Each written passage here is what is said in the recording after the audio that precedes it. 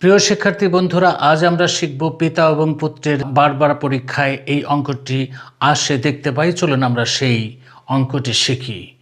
বাবার বয়স যখন 50 বছর, পুত্রের বয়স তখন তার অর্ধেক। বাবার বয়স 64 বছর হলে পুত্রের বয়স তখন কত হবে?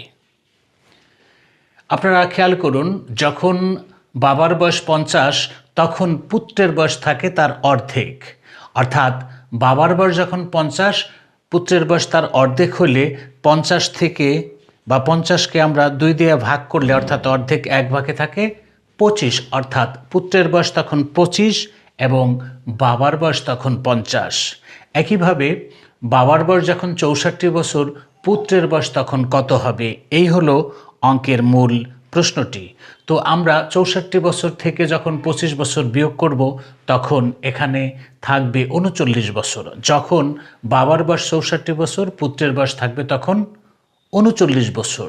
আর 64 বছর থেকে 39 বছর বাদ দিলে 25 বছর থাকে, অর্থাৎ সবসময় 25 বছর কম থাকবে। 25 বছরের ছোট থাকবে বাবার থেকে পুত্র। আশা করি বুঝতে পেরেছেন। দেখা হবে পরবর্তী কোনো ক্লাসে। সে নাগাদ ভালো থাকুন। আসসালামু আলাইকুম।